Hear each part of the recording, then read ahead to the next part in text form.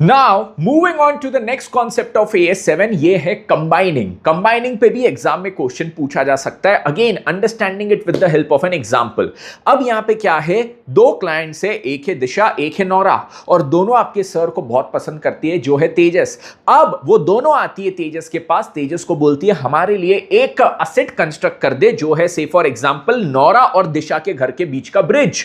तो तेजस जो कॉन्ट्रैक्टर है यहां पे दोनों को बोलता है यस मैं आप दोनों के लिए ब्रिज यहां पे दोनों के लिए ब्रिज बना के दूंगा।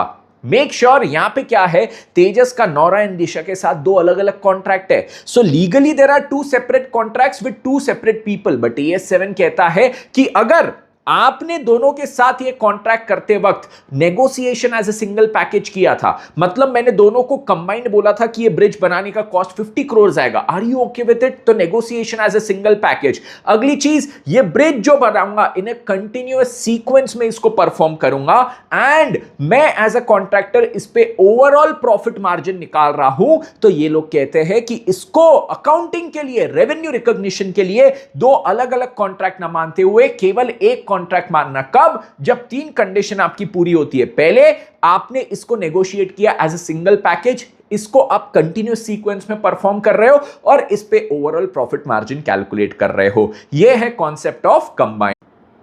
नेक्स्ट, अब ये AS बात करता है construction of an additional asset की। मतलब मेरा एक क्लाइंट के साथ, मैं कॉन्ट्रैक्टर हूं, मेरा एक क्लाइंट है, उनके साथ ऑलरेडी एक कॉन्ट्रैक्ट है टू कंस्ट्रक्ट समथिंग।